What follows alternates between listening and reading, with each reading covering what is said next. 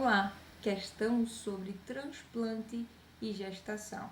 E ele quer saber aqui qual a alternativa correta em relação à gestação, aos pacientes transplantados e aos medicamentos que ele pode utilizar durante a gestação. Então vamos para as alternativas. Ele coloca aqui que a dose de micofenolato deve ser reduzida durante a gestação para evitar anemia. E olha essa tabelinha retirada aqui do Código Currículo, que vocês podem ver que o micofenolato ele é teratogênico. Por isso, ele é contraindicado durante a gestação. Então, ele não deve ser reduzido, ele deve ser suspenso durante a gestação. Próxima alternativa. O micofenolato deve ser interrompido, correto, e substituído pela azathioprina antes da concepção. Certíssimo. Essa daqui é a resposta da questão. Como nós vimos aqui na tabelinha, a azathioprina é considerada segura, não possui risco de teratogenicidade. Terceira alternativa, a gravidez é contraindicada porque os riscos para a mãe são considerados altos. Então, vamos voltar aqui para o enunciado. A gente tem uma paciente de 34 anos, transplantada renal, com função renal estável nos últimos 3 anos, mantendo uma creatinina boa, aqui de 1,5. E vem aqui em uso de tacrolimus, micofenolato e glicocorticoides.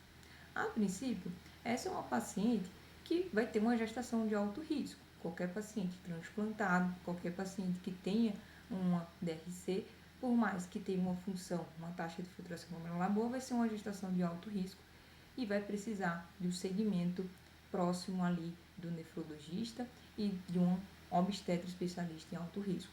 Mas, em geral, diante desses cuidados, é uma gestação que tem uma alta possibilidade de evoluir com bons desfechos maternos fetais. Então, não seria contraindicado para essa paciente a gestação. Ela só necessitaria do acompanhamento rigoroso e estar ciente dos possíveis riscos que uma gestação de alto risco ela pode ter, certo?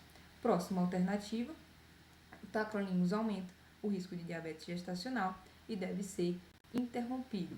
Como a gente viu, o tacrolimus aqui em cima na tabelinha, ele apesar de estar relacionado como nos outros pacientes em geral, não só nos gestantes, tem o risco de diabetes e hipertensão, mas não é uma medicação teratogênica, então não teria problema utilizar na gestação.